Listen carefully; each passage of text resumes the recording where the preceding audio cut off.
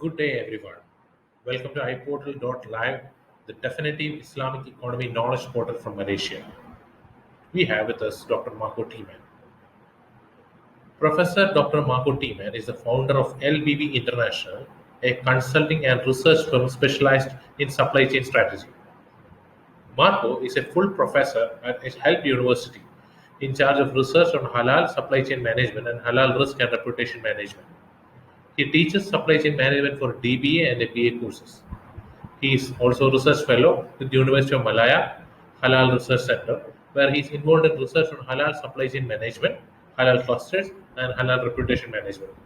He is a member of the Senior Editor Advisory Board of the Journal of Islamic Marketing as well. He is with us to speak about his book, Halal Business Management, a guide to achieving halal excellence.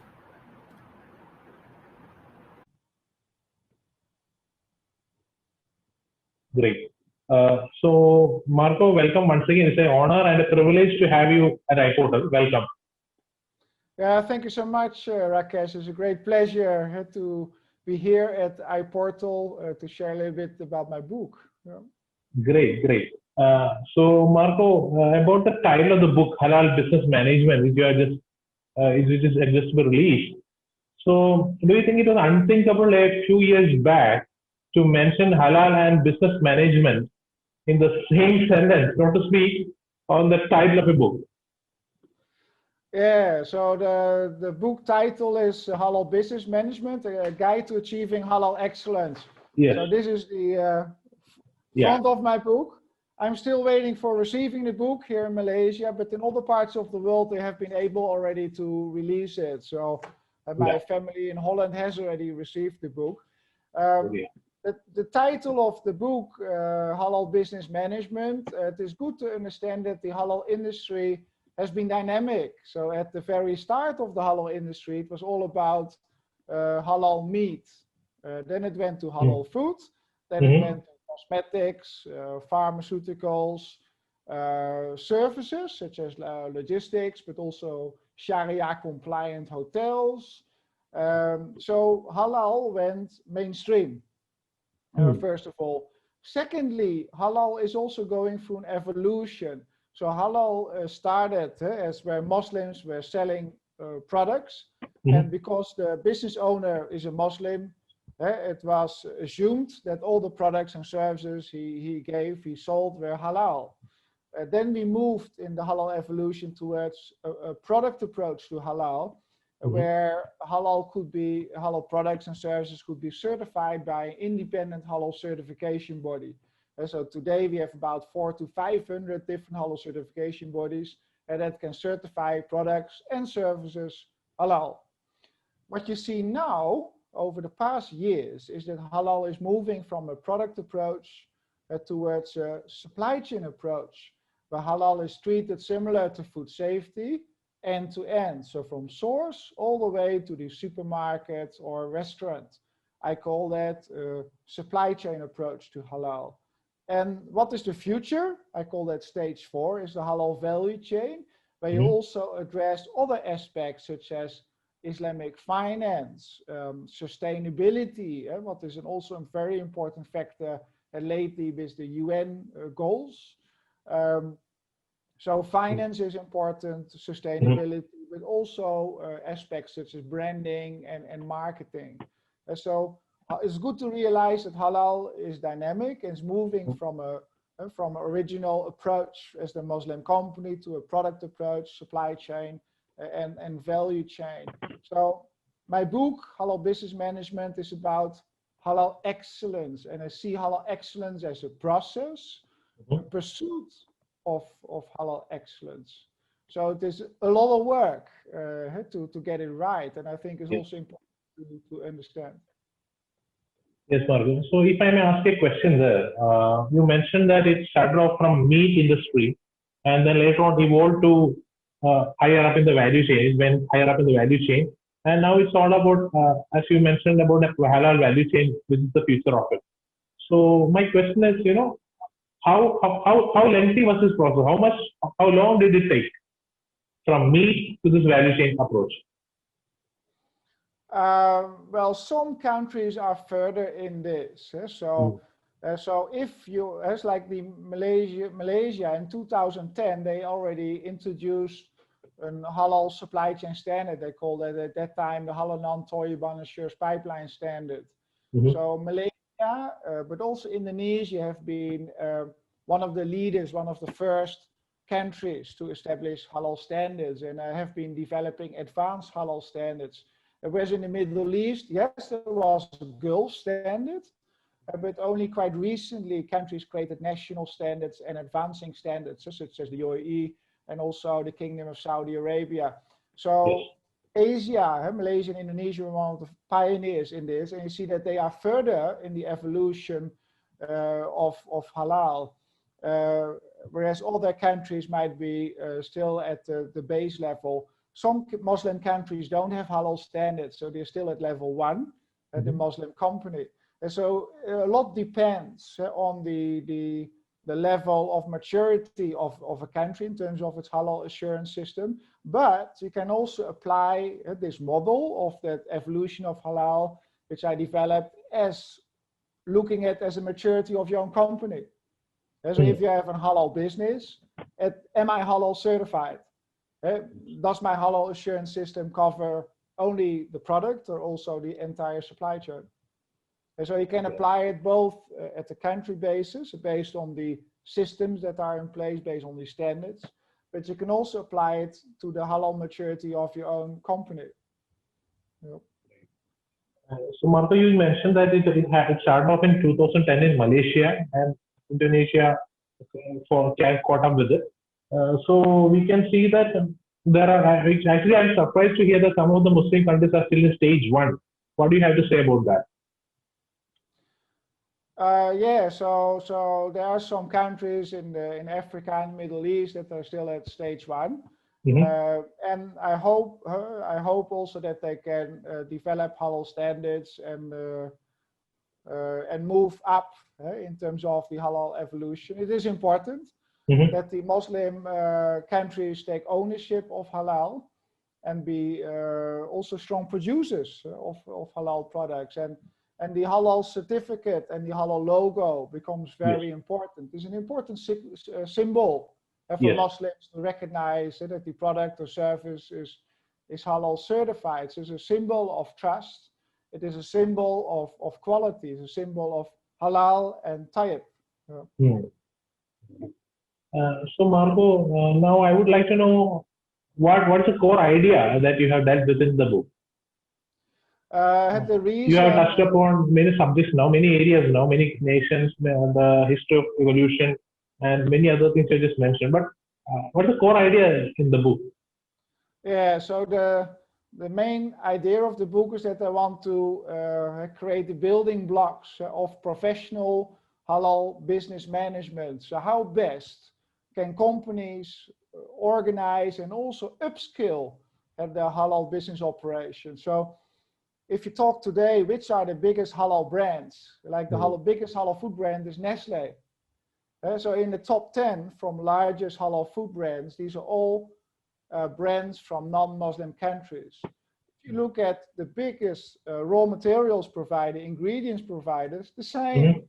There will be no brand from an Islamic country in the top 10 of the big raw materials ingredients providers. And so it's important that the Muslim world creates bigger companies. So how do you organize it? How do you upskill your business? And you see that a lot of businesses in Muslim countries have difficulty to go through that glass ceiling to become a new multinational.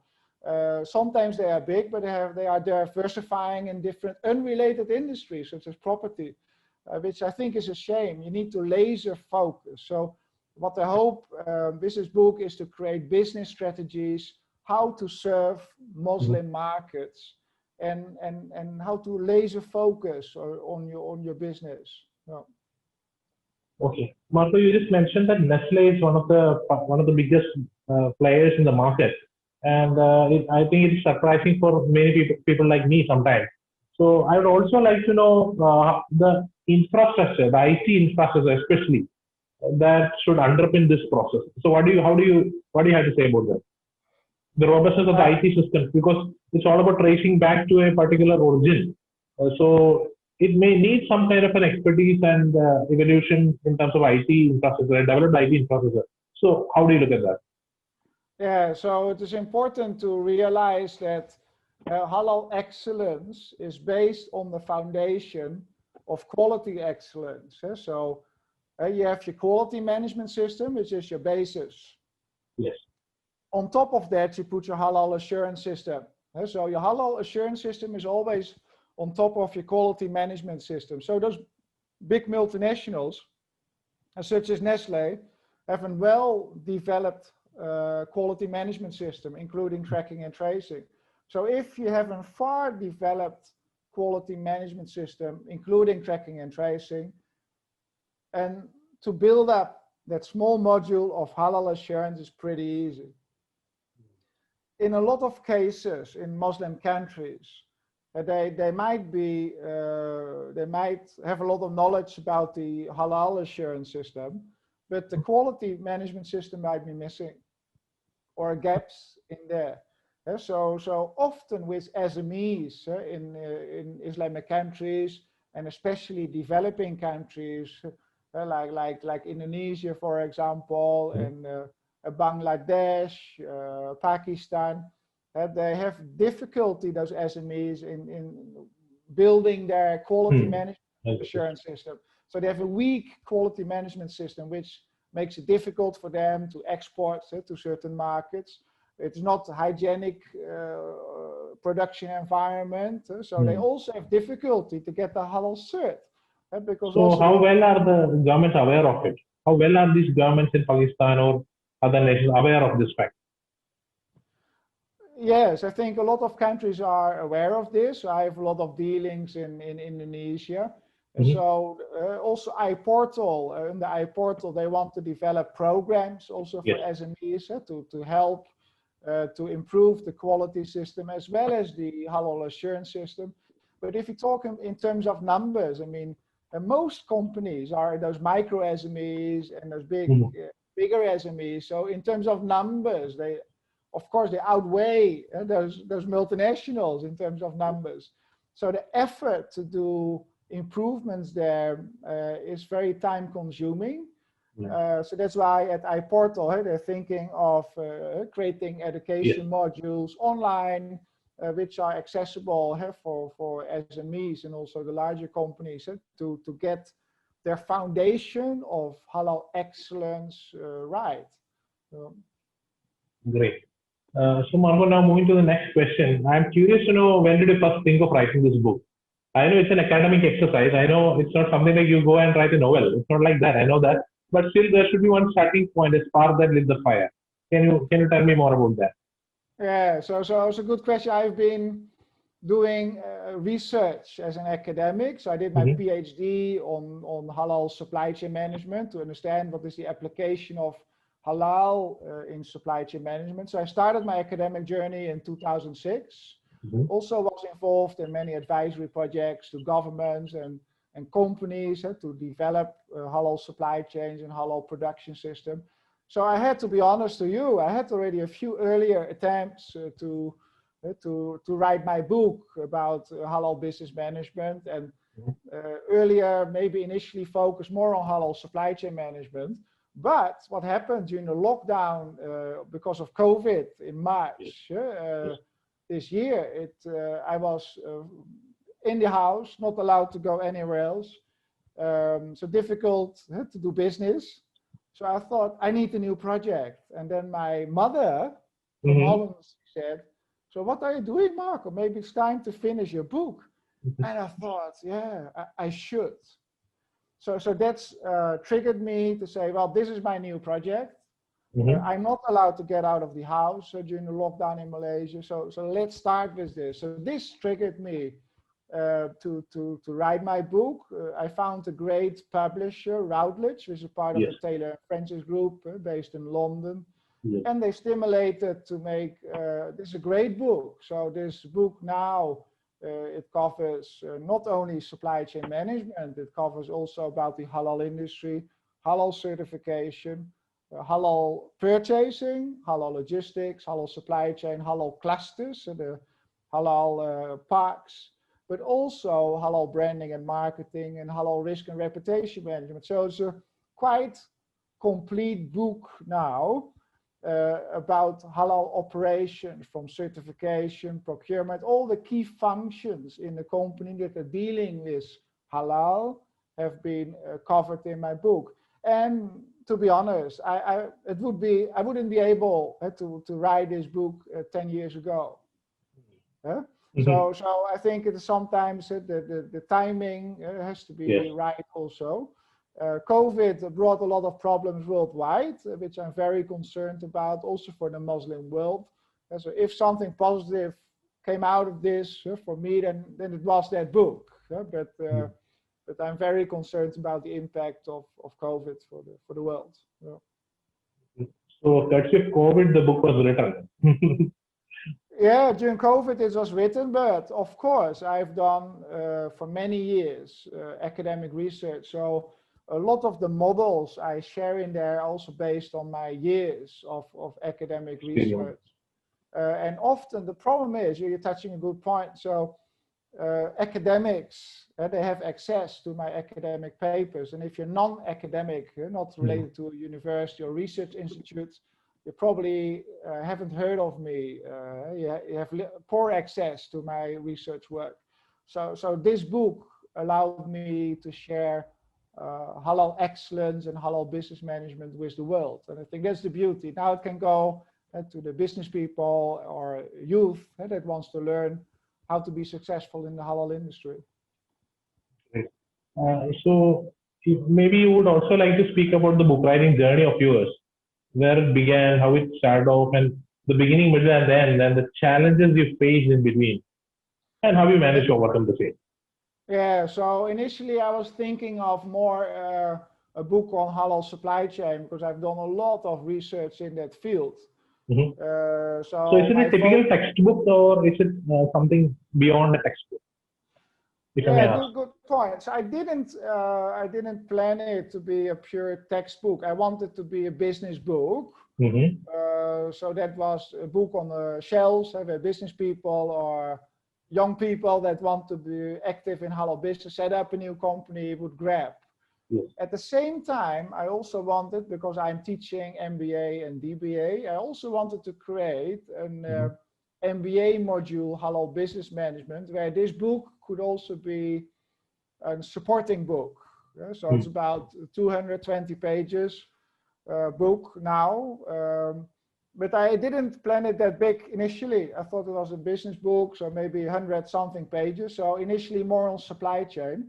But then my publisher, Routledge, they said, Marco, can you increase the number? I had a lot of pictures. I have about 40 pictures, 10 tables on simple tables with detailed information on where are your halal control points, your control measures. Also 10 case studies in my book. So I had a lot of practical things. I said, Marco, can you increase the number of words in there? So that would be better for publication. So maybe you should talk about branding and marketing as well. And I'm on the senior editorial advisory board of the Journal of Islamic Marketing, and also the International Journal of Islamic Marketing and Branding. So I've been dealing with a lot of marketing, and some of my articles are quite related to the marketing discipline. So I was biting a few more weeks and on coming up with new models, doing research also on existing literature on halal branding and marketing. And I also referred a lot to this. John Wilson, right? Yes. Yeah, Jonathan, Professor Jonathan Wilson. He's also a good friend of mine. He published the book Halal Branding, and you see a lot of notes I made. And he also wrote my foreword also in my book. So beautiful words. He's British, and I'm not at that level of English. It's fantastic what he wrote. He's an expert on halal branding, and sometimes we also have been together at stage also to do workshops or presentations. So he he's a great inspiration for me, and I've learned a lot. So I'm also using some of his research that he has done to strengthen my chapters. But I think at the end, I think also good chapters on branding and marketing, and the final chapters are on risk and reputation management. So my initial start as an academic was in halal supply chain, and later I moved to halal risk and reputation management. So the last 5 years, our main focus on how to protect the corporate reputation, halal reputation, and for which I also create models and also measurements like the Halal Reputation Index I developed, and license to operate ratings. It's also very practical tool. Would you like to tell me more about that index, Halal Reputation Index? Yeah, so the Halal Reputation Index is an important measurement because what you want, if you're operating in Muslim countries, so you want to protect your halal reputation, and we've seen over the years that big brands, because reputation is everything in a way. When it comes to halal, reputation trust is everything. So when you come, you can lose everything, and have you seen in the past 10 years quite a number of international brands, so both from Muslim countries and non-Muslim countries, to get into trouble, not always because it was their mistake, but it was sometimes suggested by one of the ex-employees or a consumer. It was not always true. And then in the Internet of Things, with all the Facebook and all the social media, a small issue can snowball easily into a crisis. So that some of those cases triggered me to see how can you protect your brand. And what a lot of companies do, they conduct a survey in the restaurant or in the market, and then they ask, do you trust our halal logo? Do you trust that our food is halal? But that is a very contemporary measurement. It can change the perception overnight. So it's a very dangerous KPI to have that only. So what I created is a more robust indicator that gives a more long-term perspective. That is really a driver of the corporate reputation and also predicting your sales. So the higher your halal reputation index, the higher your sales. And the Halal Reputation Index is built of 10 key indicators and also some other smaller indicators that together will predict your corporate halal reputation and also your sales in market. So the higher your Halal Reputation Index, the higher your sales will be. And it is also an important KPI for continuous improvements, because top management, they have a lot of KPIs, but normally on halal they have none, or just a number of complaints. So it is not good enough. I mean, it is too risky in a Muslim market to ignore important KPIs. So if you're operating in the Middle East, Asia, Muslim countries, or in Africa, Muslim countries, good, the top management has additional KPIs which are relevant for halal markets. So, if I may ask, how much awareness there is amongst these Muslim markets, especially the people, the regular layman, when it comes to halal issues? Well, the layman, nowadays everybody has a telephone and there's a camera in there and access to the social media directly. So it can be, if you're not happy waiting for your hamburger, and then you take a photo of some dirt on the ground, or you can always make tricks that can have big consequences if you have a lot of friends, and these guys also Twitter that around. So do we have any specific case studies to suggest in this regard? Anything you remember? There have been many case studies I also described in my book, but I don't think it's good to name those in the video. Yeah, so there have been many cases. Every year, 1 or 2 cases turn up, and these can be big companies. But I think, so it is important for, I think, the big companies to realize how to protect themselves better in Muslim markets, so that you have measurements on this, that your risk management is in order, and preferably to have an external assessment of your halal risks. Audit of it. Yeah, an audit. so an audit to understand your risk. And my company, LB International, we have been doing this all over the world. Secondly, I think it's good to relook at your halal assurance system also for companies. A lot of companies say, yeah, we are compliant with the existing halal standard, but you know, with a new fatwa, new interpretations, there will be a letter sent from the halal CB to your company, so we have a new understanding that this is halal and your current practice is not. So please correct this within 10 days. You know, if you're multinational, you cannot correct things within 10 days. Yeah. You might lose your license to operate. So that is important. On the other hand, so on the one side, we need to educate companies. On the other side, we also need to educate the consumer, right? It is not fair to spread rumors to these are companies that put a lot of effort. The intention of all those companies is not to cheat the consumer. The intention is to make a halal product or a halal service, to have a system in place.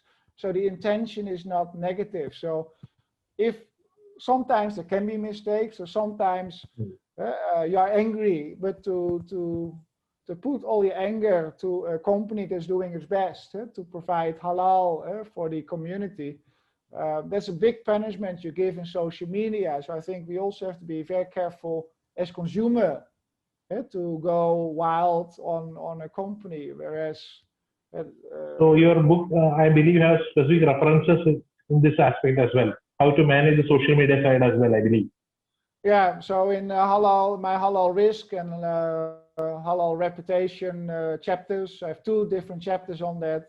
I go into detail on how to manage a crisis, how to deal with an issue. And in my halal branding and marketing chapter, I also talk about how to brand halal in a Muslim market, how to brand halal in a non-Muslim market, and what are marketing mistakes you should avoid. So there are also mistakes that you could make in marketing. For example, if you are multinational, and you're having a product, maybe in the past it was had alcohol, or it was made with pork meat. Yes. So if you maintain that history story in a Muslim market, it's not a good idea. Yeah, it can be disaster. Yeah. Country, yeah, so that your product was invented in a gambling place. Yeah, that is a nice story to tell, but not if you want to brand it in a Muslim country. Yes. So it is also good. What is your marketing story? What is the product name? Which names to avoid? So I talk about halal excellence by design. You know, you can prevent of problems by proper setting up your halal system, and then your halal system in its widest sense. Yeah.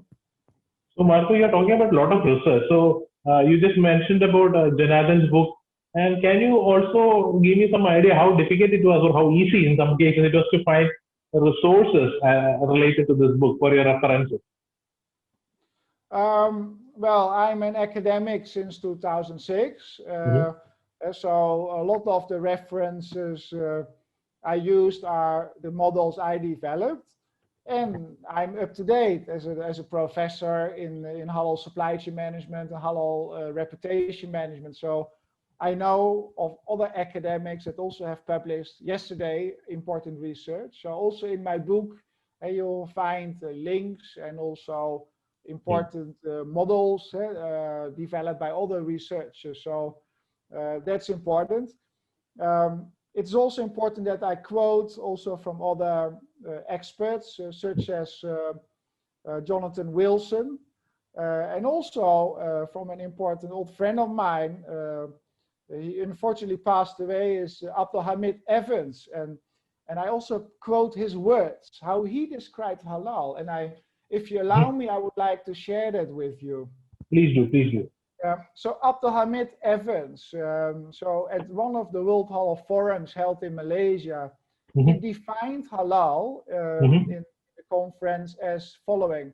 He says it is a portion of God's gift to mankind, lawful, wholesome, safe, healthy, pleasing.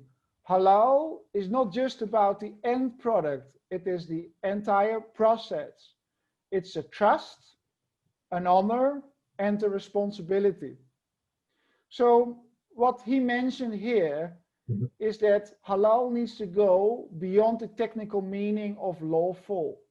So halal requires also that quality management system and a traceability, what you addressed earlier. Halal should also not be limited to a product approach. It needs to be end-to-end, from source all the way to the point of consumer purchase. Thirdly, halal is also related to trust, which should be protected with halal standards. And in some Muslim countries, there are no halal standards. But also, like I come from Holland, we don't have halal regulation in Europe because we have a separation between state and church. So how does non-Muslim countries look at it? Different. So you have countries like Singapore and Thailand and Australia and New Zealand. They protect halal through regulation, labeling law, or through the halal regulatory system. So like Thailand and Singapore, they have a halal act where halal is protected. In Europe, where I come from, halal is not regulated. So anybody can go to the Chamber of Commerce, set up his halal certification body and start selling halal certificates in Europe. So there's no accreditation, there's no protection, there's no labeling law in Europe that prevents the misuse of halal logos or other religious logos like kosher. So it differs between different countries, Muslim countries, but also in US. US is also more advanced than Europe. So in US, also Brazil and United States of America, there are regulations that better protect halal than in Europe. So in Europe, there's no protection. But in Brazil and in Australia and in USA, there are better protection as compared to Europe. So do you think that the situation in Europe will get better as we go forward when it comes to this? I'm not sure, to be honest. I wrote an article about academic paper about Halal Europe, a premium halal tie-up brand, question mark. So I think there's a lot of potential because Europeans are very good in the quality management system. So the biggest halal brands also come from Europe, like from France. That's a bit ironical, right? Yeah, so the top halal brands today come from Europe. So like Holland, Switzerland, France, Germany, because they are very good at quality management. So if they're good at quality management system, halal is pretty easy for them. So if you have the same mentality of excellence in quality, and you do that also for halal, that is a success formula. But companies that are not exposed to Muslim countries, the smaller companies that are only based in Europe, they have a problem normally when exporting or doing international activities because they don't know what the requirements are. So the multinationals know.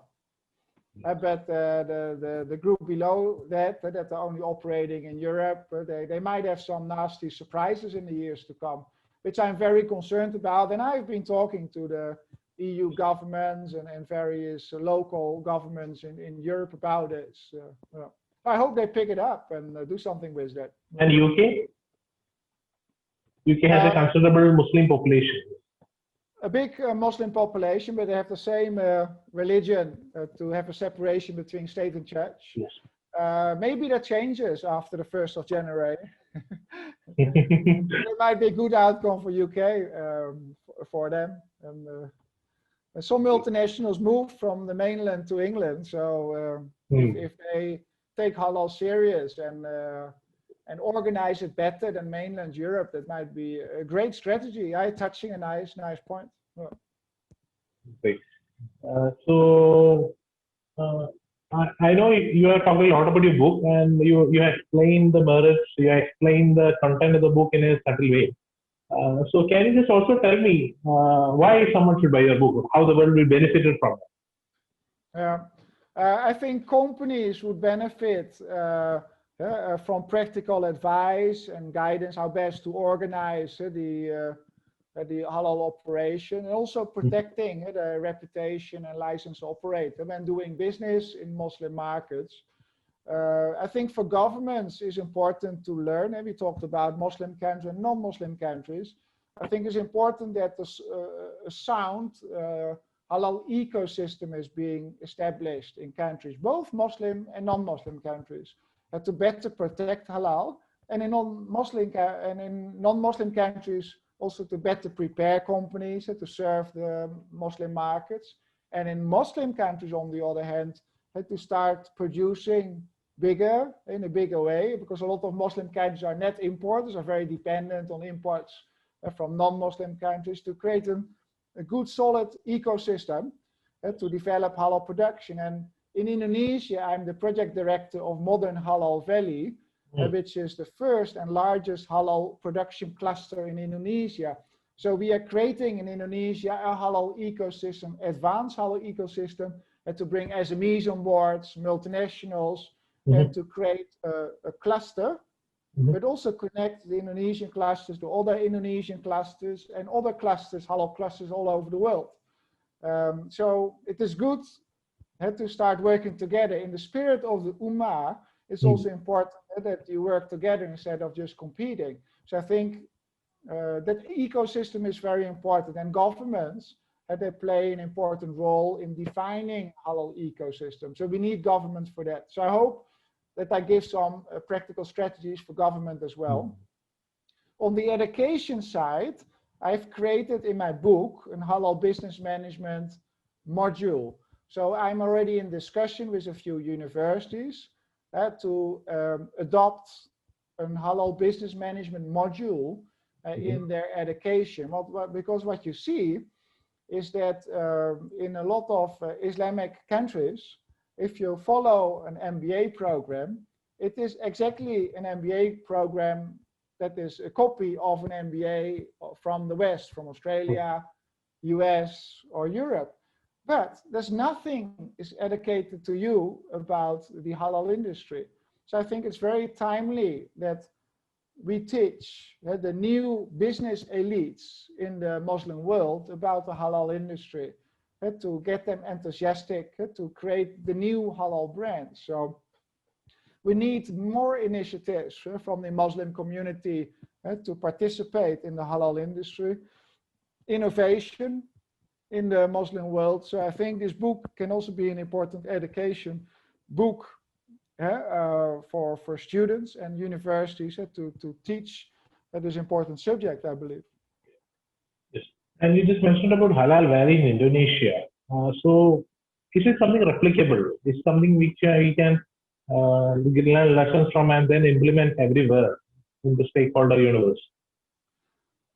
Definitely. So I think a halal park, a halal cluster can be an important mechanism to put in place in both Muslim and non-Muslim countries. So to develop halal clusters all over the world is a great idea. And in Spain, there's also a halal cluster in Cordoba. So Modern Halal Valley Indonesia is linking to the Cordoba halal cluster in Spain, is linking to halal clusters also in Malaysia, in Penang and in Johor, in the south of Malaysia, and also in other parts of Asia. So you can create halal clusters in Muslim and non-Muslim countries, but the same like building a house, you cannot just copy and paste the house from one place to another, because a halal cluster is built on existing foundations of halal. So if there's like in Indonesia, we have in Aceh, we have a very strong coffee cluster, coffee culture, the Gayo Highlands. So you have a lot of brands, coffee brands like Di Gayo that come from that region in Aceh, one of the best coffee in the world. So in Gayo Highlands, in Indonesia and Aceh, you would be able to create a coffee production cluster based on the existing advantages of the climate, the existing expertise and knowledge of growing coffee. This is of years of history in coffee production. And so in Aceh, you would build the coffee cluster. In Australia, where there's a long history of cattle farming, you would build a cattle cluster. So you're building localized resources and localized knowledge is put to use, and it is linked up all over the world like a web. Yeah, you need to create a cluster where you have competitive advantages. So that you can put a big farming cluster in the middle of the desert where the productivity of the cattle is no good and you don't have water. So you have to be careful what kind of cluster you build in which location. It has to make business sense. You should be able to have a competitive advantage. So we always, before we develop a halal park, we always do an extensive research on what are the existing foundations. So you build up always a unique cluster depending on the actual location. You cannot just do copy and paste. That's a recipe for disaster. So be very careful with that. So leverage always the existing strength of that region and the cultural strength, the habits of the people. That's important to realize. Yes, so it's a way of life you are referring to, and a way of life is invariably connected to the local strengths, as you mentioned. Yes, you're right on the count. And yes, I can almost smell another book being prepared by you. So would you like to share something about that? All the books, I'm looking at writing a book together with other academics, also in the Muslim world, in Malaysia, Indonesia academics, and also Europe. So we probably want to write a book about halal logistics and supply chain. So I'm now preparing my first chapters on that. So I will not be writing that alone. It will be with a group of academics also active, doing research on halal logistics and supply chain. It will be more a book for teaching in universities. It will be more a practical book for students. Less for businessmen, but we want to also university be able to teach halal supply chain management. So we want to create a proper book for that as well. Yeah, so hopefully that will be out within the coming 12 months. So great. Nice. So Marco, indeed a great pleasure talking to you, and what you have shared are premium insights. And we want the world to read your book. Please buy the book of Marco from, I think it is being released on December 22, right? It is already released officially by the 22nd of December, but you can already order it today. So in Europe it's already available. Hopefully the rest of the world the end of this month.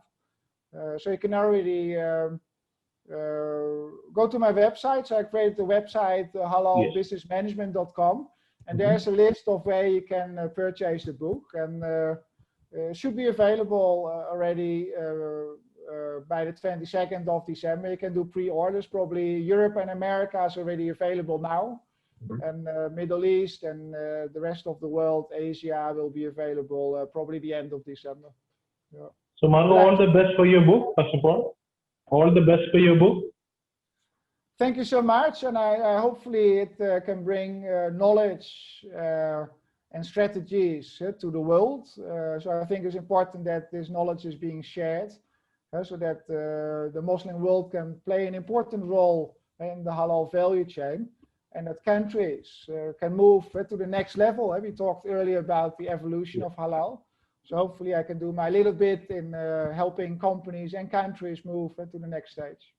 Great, Marco. All the best for your future ventures as well. Indeed a pleasure talking to you. Thank you so much. Thank you so much for joining us with iPortal. It was a great honor. Thank you so much, Rakesh. Thank you.